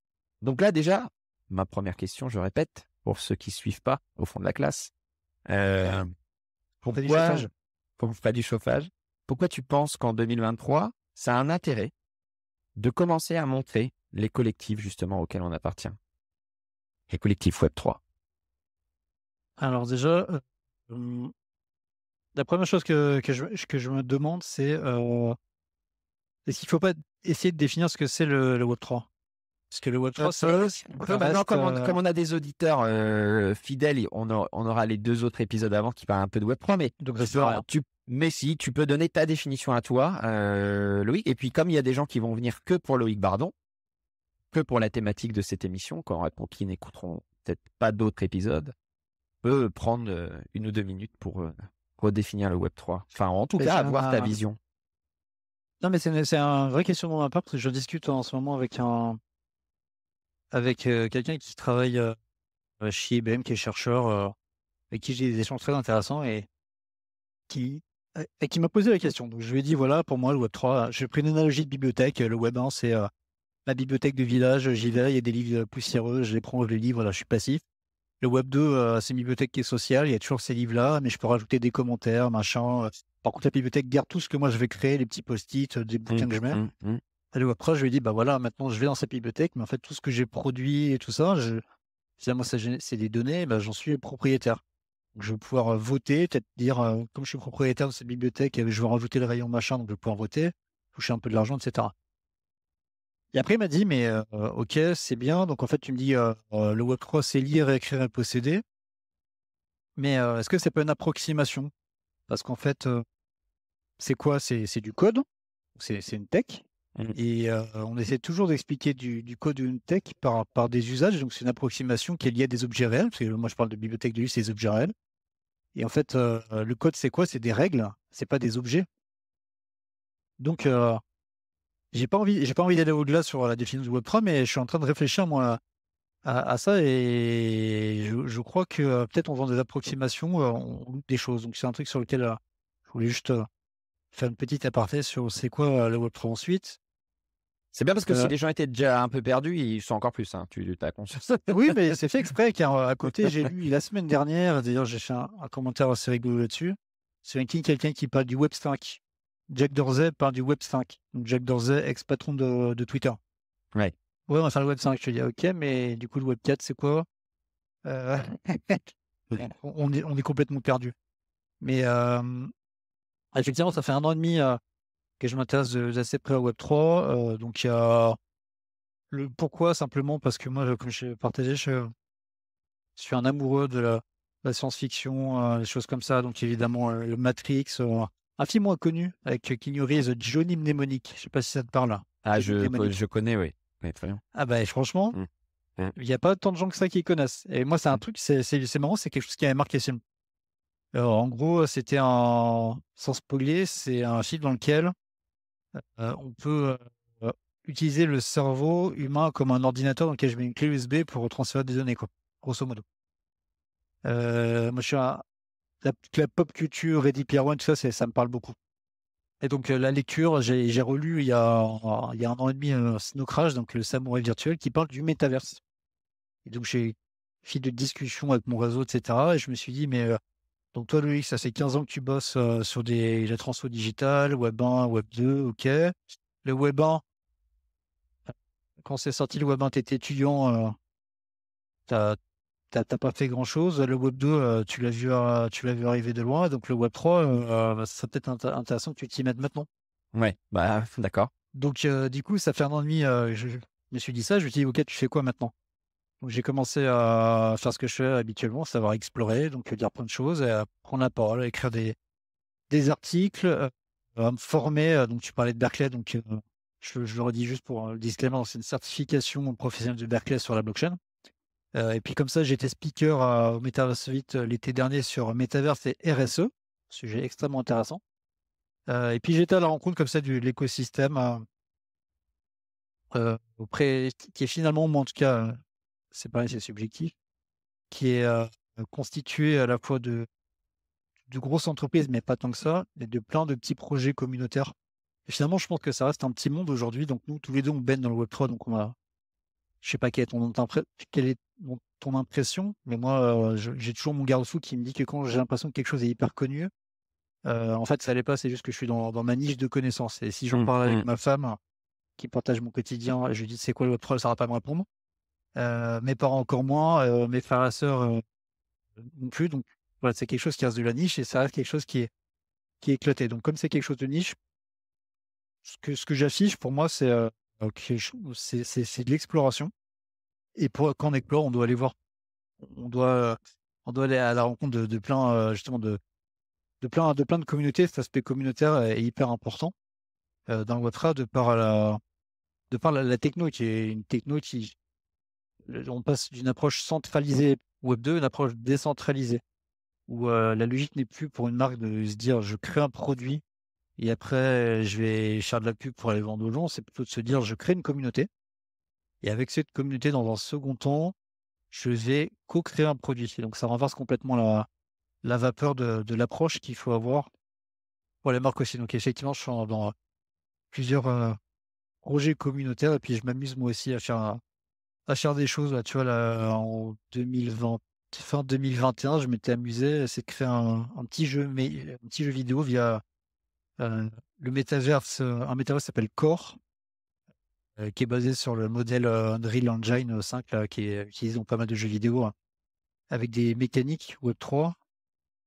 J'ai des nouvelles mécaniques Web 3 dans le Web 3 dans les jeux vidéo, de play to earn. Je joue à ce jeu vidéo et quand je joue, du coup, je récupère une partie des valeurs que je trouve très intéressant. On n'a pas l'impression que le Web3, c'est quand même un truc de niche pour geek au sens très large du terme, mais qu'il y aura difficilement une adoption. D'ailleurs, on rebondit sur la pyramide de Maslow, ce que tu disais tout à l'heure. La plupart des gens vont peut-être déjà s'intéresser à vivre de leur quotidien, et c'est aussi très bien hein, de vivre dans le monde réel. Des fois les deux. Des fois les deux. Mais justement, on a un Web 2 qui est qui est adopté massivement maintenant, complètement, même si il y a 90% de spectateurs et 10% d'actifs. Mais il est adopté massivement. Le Web 3, est-ce qu'il sera adopté aussi massivement ou ce restera pas un Web de niche? Alors, j'ai envie de te dire, oui, c'est un truc de geek aujourd'hui. Je pense qu'aujourd'hui, ça reste un truc de geek. Les personnes avec qui je peux échanger sur ce sujet-là sont des personnes qui sont comme moi dans ce type de niche-là. Et je te disais, je prends l'exemple de ma famille. Si je vais dans la rue et je demande c'est ce que c'est le Web3, je suis sûr que 90% des personnes vont me dire j'en sais rien. C'est quoi ce truc? Pour moi, il y a des signaux un peu que j'aime bien de se dire est-ce que tu vois, est-ce que au JT de TF1 à 20h, on a parlé du Web3? Non. Donc on n'a pas encore atteint ce cap de maturité. On a ChatGPT, ils en ont parlé, ouais. Je sais pas si tu te souviens quand l'intelligence artificielle de DeepMind, donc la branche de Google sur l'IA qui est à Londres, avait battu le joueur sud-coréen du jeu de Go. Ça avait été un exploit, ça avait fait les choux gras de TF1. Et du coup, moi, je me suis toujours dit, là, on a atteint un cap, on a atteint un pic, on n'est plus juste dans On n'est plus juste dans le buzz. Ça, il y a une espèce de truc un peu mainstream on n'en est pas du tout là sur le Web3 et puis on reste avec plein de choses. Et puis le Web3, comme je te dis, c'est compliqué à définir. En vrai, c'est quoi le Web3? C'est plein de techno. C'est de la blockchain, c'est des NFT, c'est du play to earn, c'est des crypto-monnaies. Et c'est plein de choses. Et donc, comme c'est plein de choses, c'est encore moins compréhensible aujourd'hui. Et donc, si c'est pas compréhensible, forcément, on en est loin. Puis après, il y a l'expérience aussi qu'on propose. Et je repars sur ce que je disais sur ChatGPT, l'usage prévaut sur la tech. Tu vois, mes premières expériences d'achat de crypto-monnaie, ça remonte à 2017, je crois. Si je dis pas de bêtises, c'est à 2017. Et je trouve pas que ça soit simplifié aujourd'hui. Ça s'est un peu simplifié, mais pas tant que ça. Et on parle d'il y a 6 ans. Il y a plus de plateformes. Il y a toujours des mécaniques de cette crypto, elle est pas sur ça, donc il faut que je fasse des swaps, des machins, gna. J'ai mon wallet. Et donc, en fait, tant que mon père de 60... quel âge il a, mon père? 73 ans cette année. Tant que mon père de 73 ans cette année ne pourra pas se débrouiller lui-même, je me dis qu'on est dans des sujets niches. Et il en est loin. Ouais, et puis encore même dans les communautés, ça fait pas consensus. Enfin, tu vois, dans le collectif dans lequel on est, là, dans l'Hacienda, je soumets à la communauté un épisode sur la consommation énergétique du Bitcoin qui, pour moi, était j'étais hyper enthousiaste autour de cet épisode. Et quand je l'ai soumis à la communauté, tu vois, il n'y a pas eu soit pas de réaction, soit une ou deux réactions assez violentes, voire en disant, en m'accusant de je ne sais quoi d'ailleurs vis-à-vis d'un extrémisme religieux vis-à-vis du sujet, alors que pas du tout. Enfin, tu vois, je tendais le micro à quelqu'un qui apportait un éclairage un peu nouveau sur le sujet. Donc, même dans les communautés, même dans la niche, il y a encore des contradictions, des oppositions. Et c'est très bien. J'ai envie de te dire, c'est très bien parce que le problème de ces niches et du Web 2 notamment, c'est que ça nous enferme dans des bulles, Ouais, bulles un peu cognitives. Et tu vois, ça m'avait vraiment choqué à l'époque. Quand Donald Trump a été élu là, aux élections aux États-Unis, je me rappelle encore me coucher le soir, il arrive à gagner, me réveiller le matin, Donald Trump a gagné. Je me dis, mais je sais pas du tout le truc venir. Et donc, je me suis aperçu que en fait, j'étais trop dans ma bulle avec des gens à suivre des gens qui pensent comme moi. Et donc, je trouve ça très bien dans des collectifs, c'est vertueux. Tant qu'on respecte la forme, c'est-à-dire tant qu'on met de la forme, en fait, tant qu'on n'est pas insultant, qu'on n'est pas. Voilà. Moi, c'est ce truc qui m'intéresse. Après, on a le droit de pas être d'accord, on peut être dans des mêmes communautés. Il y en a qui dit blanc, l'autre qui dit noir, qui dit gris. On peut échanger, avoir des débats un peu passionnés, mais tant qu'on est respectueux les uns vis-à-vis des autres, je trouve ça très bien et très sain qu'il y ait des contradicteurs face à des idées qu'on peut avoir. Il nous reste une dizaine de minutes à passer ensemble, Loïc. Tu veux moi, j'aimerais bien qu'on parle un peu de toi, de ton projet perso, ton projet un peu passion, projet coup de cœur. Ton collectif, tu as lancé un petit projet Web3 autour de la création artistique. Est-ce que tu veux nous en parler un petit peu? Et puis, voilà, donne-nous un petit peu le fil conducteur de ça. Qu'est-ce que tu en attends? Est-ce que tu es content de ce qui se passe? Et est-ce que ça... Voilà, Oui, alors en fait, je vais reboucler avec la création de mon média. Quand je crée ce média avec mon pote, l'idée n'était pas uniquement d'écrire des choses, mais aussi d'arriver à montrer, à démontrer, comme je le partage avec toi. J'avais une frustration par rapport à ça parce que ça s'intéressait à plein de sujets et se dire comment tu montres que ça existe déjà. Je me souviens avoir écouté un TEDx, je crois que c'était de quelqu'un en Suisse, qui voulait faire prendre conscience des possibilités qu'offrait l'impression 3D à l'époque et qui avait l'autorisation d'amener une arme qu'il avait imprimée en 3D lors d'une conf. Donc en fait, il avait montré aux gens devant lui, regardez, moi je ne suis pas spécialiste en armement, j'ai chopé des plans, j'ai imprimé en 3D, c'est une arme qui est fonctionnelle, pas loin d'être fonctionnelle. Et donc moi je m'étais dit, mais c'est ça qu'il faut faire, il faut arriver à montrer des choses, il faut faire. Donc j'avais vraiment cette frustration de un peu le côté do tank, comment tu fais. Et donc après 3 années, on va dire, d'exploration avec un aboutissement assez sympa, on avait donné un cours dans une école d'ingé sur justement perspective technologique, les impacts, etc. C'était très sympa. Après, on est entré dans une phase un peu d'essoufflement en 2019. D'ailleurs, mon pote m'a dit, moi, j'ai le sentiment d'avoir atteint ce que je m'étais dit au départ. Donc, voilà, on est toujours très, très potes, il n'y a pas de sujet.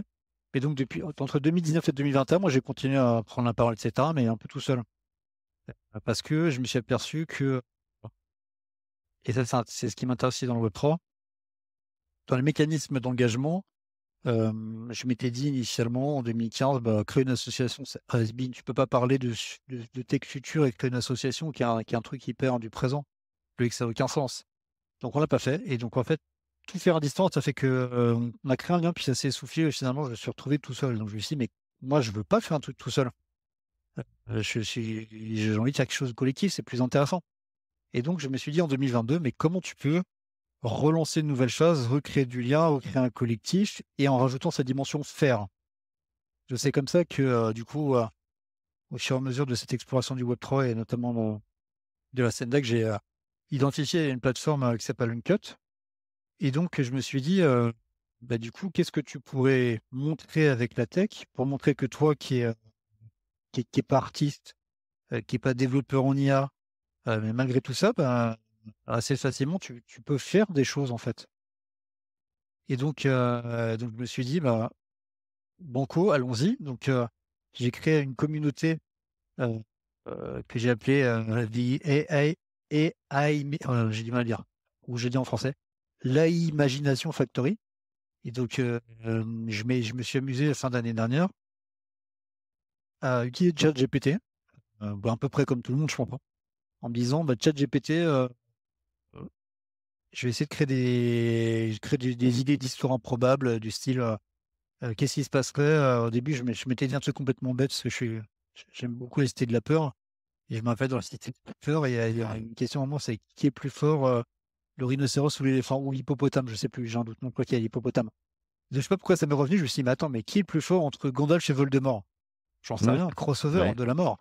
Et donc, je me suis amusé à faire plein de crossovers comme ça. Et je me suis dit, ok, tu t'es bien amusé avec ChatGPT. J'ai sorti, je sais pas combien d'histoires.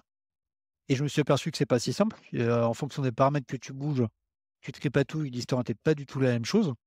Et donc, j'ai sélectionné comme ça. Et après, je me suis dit, tiens, mais c'est bien.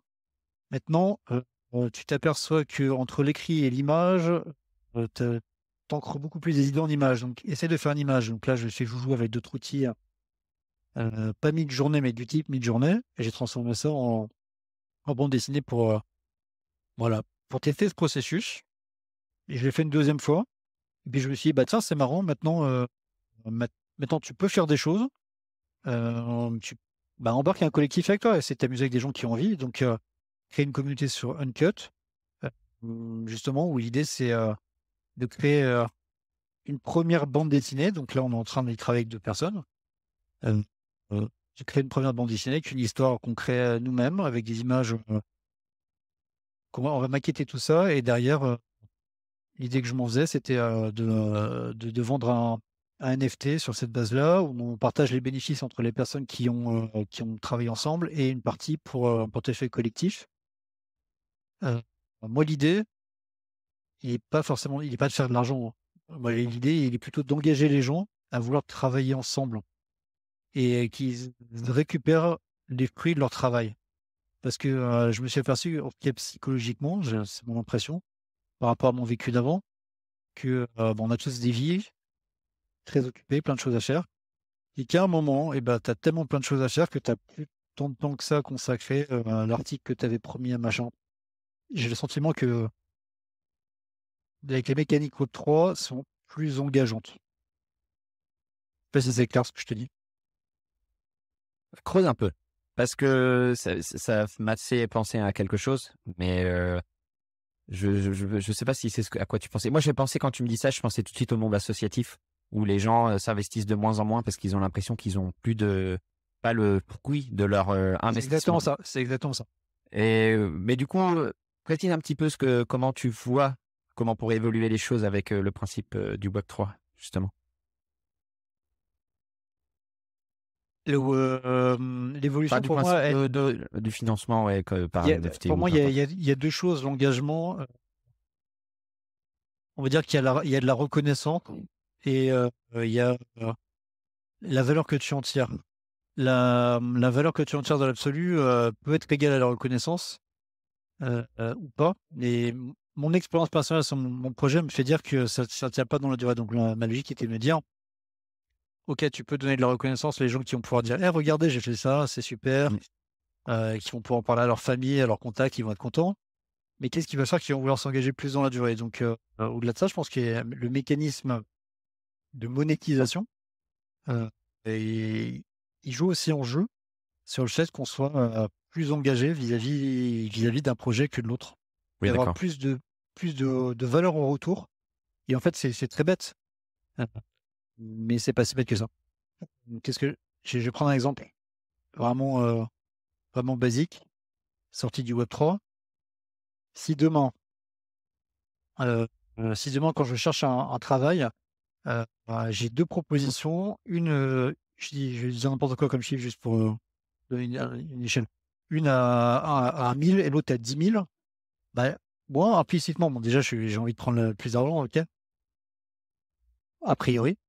Mais je me dis aussi implicitement, attends, mais eux, ils veulent me donner 10 000, c'est-à-dire que j'ai l'impression qu'ils me donnent plus de valeur. J'ai l'impression qu'ils reconnaissent davantage ma valeur que ceux qui veulent me donner 1000. Je pense qu'il y a quand même un mécanisme là-dessus qui est lié au système de récompense. Et ça, c'est des choses dont j'avais pas mal discuté avec sur les mécanismes d'engagement et de récompense avec des chercheurs en sciences comportementales, justement, qui étudient la façon dont notre cerveau fonctionne. Et donc, je pense que le Web3 est un peu plus, comment dire, j'ai une espèce de mot sur le bout de la langue, mais en gros, il fonctionne un peu, il fait un peu mieux appel à la façon dont fonctionne notre cerveau. Il est un peu plus compliant avec la façon dont fonctionne notre cerveau, ce circuit de récompense. Et Et bon, c'est d'ailleurs, chaud. ouais. Alors, il y a deux choses qui me viennent en tête. Je pense à la création de contenu et aussi au droit de regard que ça peut offrir. Je prends l'exemple, et encore une fois, sans dire, même si j'ai mon avis sur la question, sans dire si c'est bien ou c'est mal.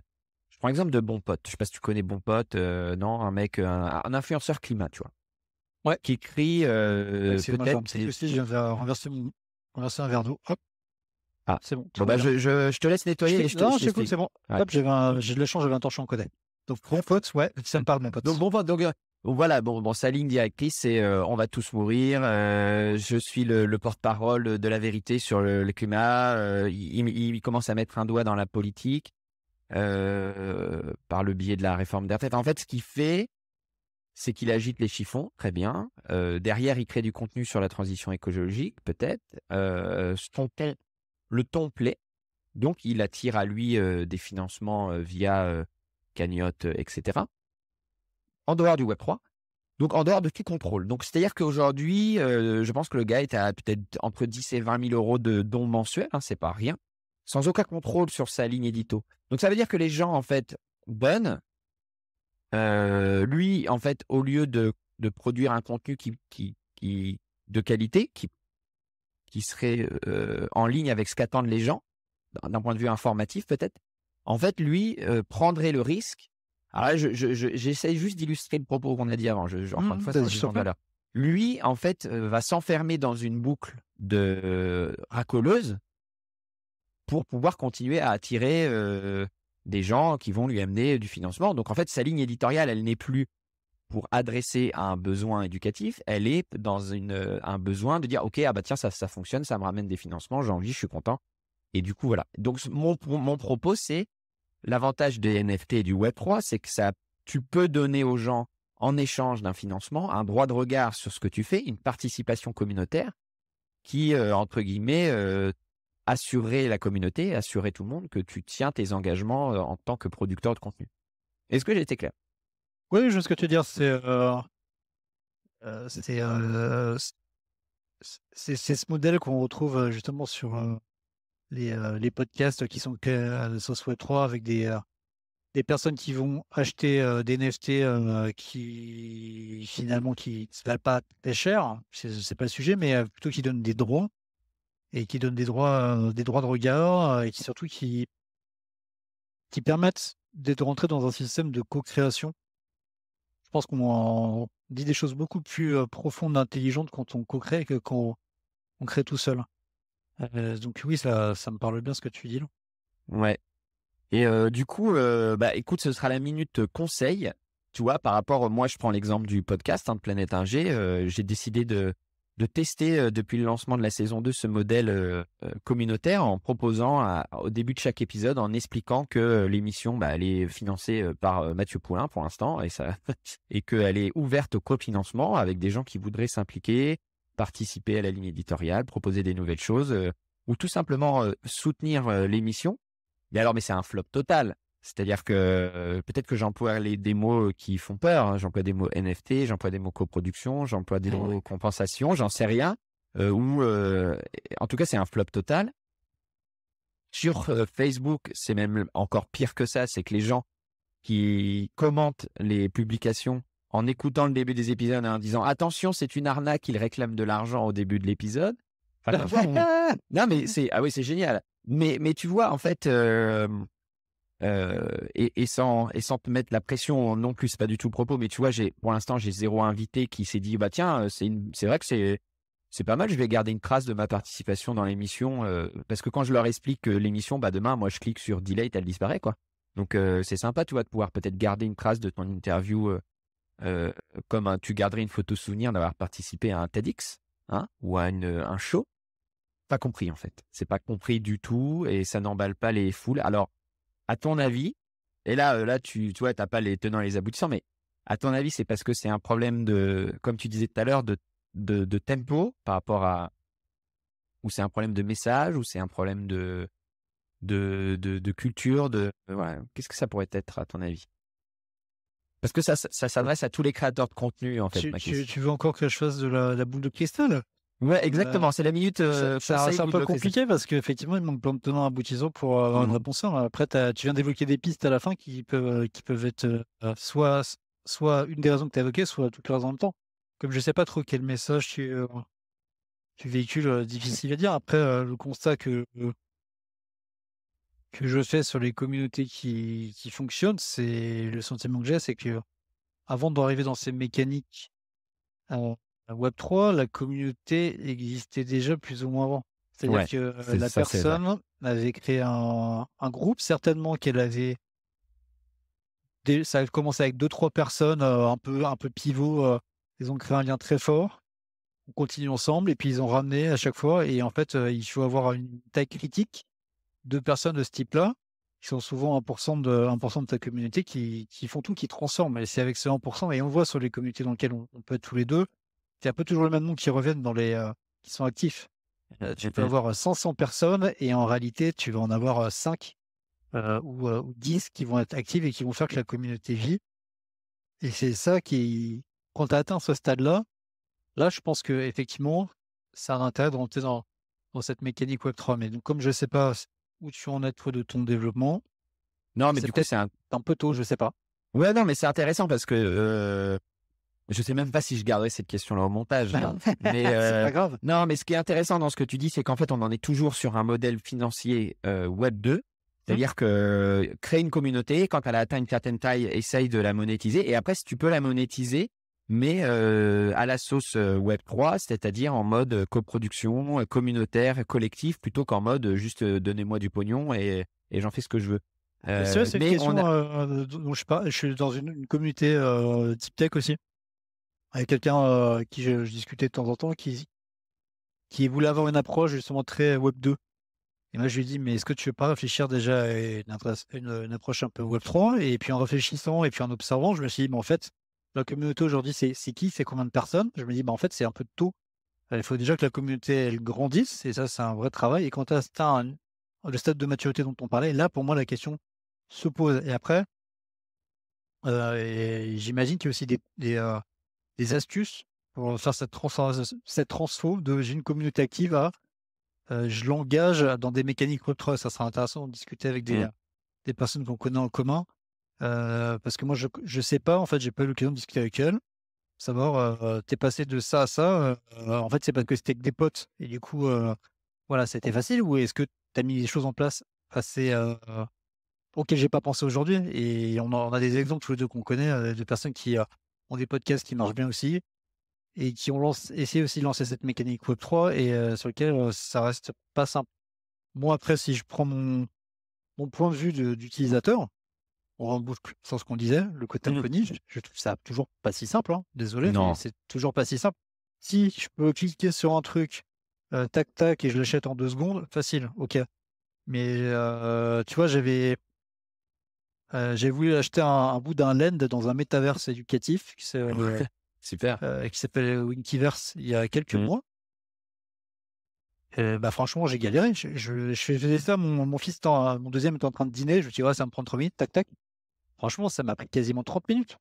Et voilà, je suis ingé, je manipule les outils digitaux, voilà, je me débrouille plutôt Ouais, pas mal. ouais, c'est ça. Donc, je me dis, si moi je mets 30 minutes, il y a un souci en fait. On n'est pas encore arrivé au niveau où c'est suffisamment facile. Donc, ça dépend de ton stade de développement. Si tu as une communauté avec des gens qui sont très engagés, qui sont prêts à aller outre ces barrières à l'entrée, ouais, c'est le moment de le faire. Mais si c'est pas le cas, c'est peut-être un peu tôt, à mon avis. Je peux pas te dire mieux que Et ça. encore une fois, il faut vraiment que ce soit à la base un peu tôt ou pas. Après, il faut vraiment que ce soit au cœur du projet. Qu'est-ce que tu veux faire? Avoir une vision de ton projet. Qu'est-ce que tu veux en faire? Parce qu'une fois que tu as embarqué avec toi aussi des gens qui vont s'investir dans ton collectif, bah, il faut le faire vivre, ce collectif. Oui, Donc, je pense que ça fait vraiment partie ça prend du de temps. de la roadmap de ton projet en disant, OK, qu'est-ce que je veux en faire? Et quand je l'embarque dans un collectif, bah, voilà, c'est du long terme. Après, il faut le faire vivre. Il faut s'en occuper, il faut pas décevoir les gens. Donc ça fait partie du cahier des charges qu'il faut s'écrire au début. Loïc, Et j'ai juste ajouté un petit truc. ouais, À mon avis, le stade encore d'après est encore plus compliqué. Parce qu'une fois que tu as fait ça, tu as créé bah ta oui. communauté, les mécaniques, après tu te dis, bah, la communauté, elle peut se suffire à elle-même, je peux presque un peu sortir et récupérer du temps. Je crois pas du tout que ça soit si facile. Non, ça ajoute. Bah Il y a une non, mais déjà, incarnation aussi. bah c'est ça. Il faut l'incarner, il faut le faire vivre, il faut le gamifier parce que bah les gens ils viennent, ils ont envie de jouer. On en revient à ce qu'on a dit dans l'émission, hein, que les gens vont de plus en plus vouloir utiliser le nouveau web, les nouvelles technologies pour bah, continuer de, de sociabiliser et de s'amuser dans le virtuel. Donc, il faut gamifier et faire vivre cette communauté. Loïc, j'ai vampirisé les 5 dernières minutes de ton émission, mais C'est pas grave. c'était intéressant de te poser la question. Comme tous les invités, tu as le droit à la minute promo, donc ce que tu veux. C'est ta minute à toi. Et puis après, ben, je vais devoir tirer le rideau sur cet épisode. Ok, ben, je savais pas, donc c'est une bonne surprise à minute promo. Donc la minute promo, je vous invite pour ceux qui sont intéressés par les technologies de rupture et à leurs impacts, à venir sur mon blog qui s'appelle Paris-Singularity, Singularity. D'ailleurs, tu m'as pas demandé ce que c'était Singularity, donc ça sera l'objet d'un prochain échange. Et pour ceux qui ont envie de s'amuser avec les outils justement d'IA, de création, les mid-journées, créer des photographies augmentées, des chansons. Il y a plein d'outils qui existent, hein, des bandes dessinées. N'hésitez pas à venir regarder AI Imagination Factory pour jeter un œil sur ce qu'on fait et venir jouer avec nous. C'est un blog, Et c'est que un canal WhatsApp, on passe par Uncut. ouais, il y a Uncut. Uncut, c'est Paris Singularity-Uncut.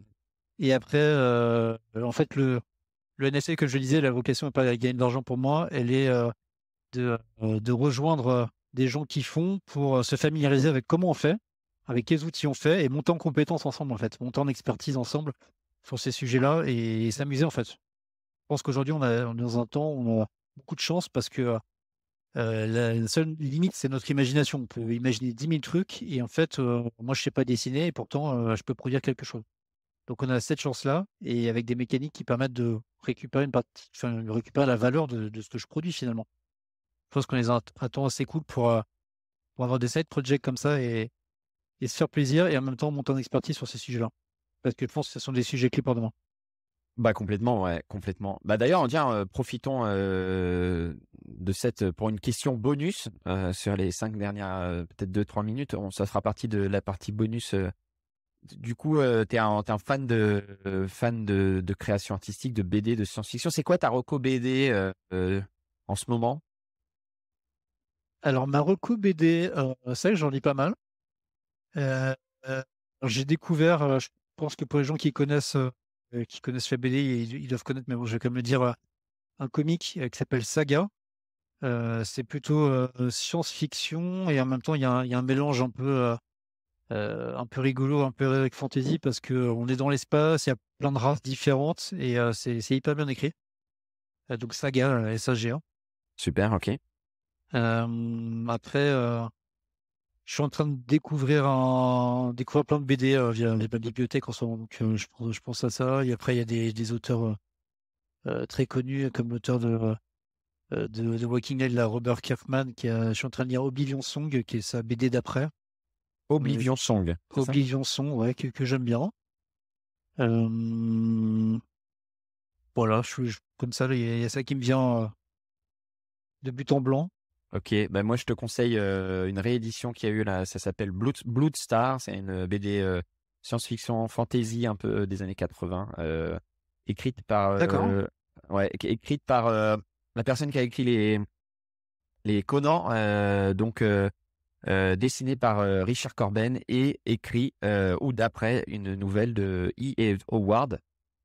Superbe réédition, je l'ai lu cette semaine. C'est vraiment sympathique à lire. Ça m'a replongé dans les métal hurlants de mon enfance. OK, bah, je prends la reco, Ouais, je vais regarder ça quand on aura terminé là. ça c'est Ça a l'air vraiment. assez cool. Ouais, tu sais, c'est la science-fiction fantasy qu'on aime avec des dessins hyper léchés, des trucs. Et d'ailleurs aussi en complément, voilà, c'est le complément BD. J'ai relu l'intégrale du Mercenaire aussi.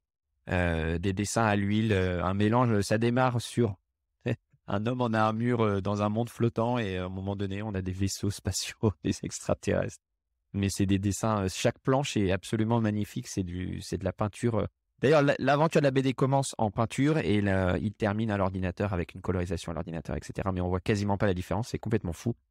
Ce sera notre question bonus BD. Merci beaucoup Loïc Bah, merci à pour toi. ta disponibilité et puis plein de bonnes choses pour ton collectif et tes aventures dans la deep tech. Merci et bah, plein d'autres choses pour le podcast, hein.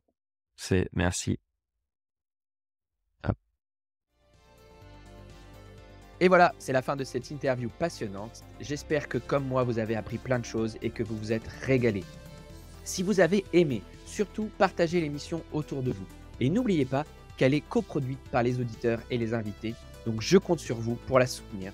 Vous pouvez le faire de deux manières, soit en achetant les NFT sur planetag.uncut.fm ou tout simplement en faisant un don sur la page Tipeee. Je vous mets le lien dans le descriptif de l'épisode. En attendant une nouvelle aventure lundi prochain, abonnez-vous à la newsletter, newsletter.planetag.fr pour ne rien rater du podcast. Merci les amis, à la semaine prochaine.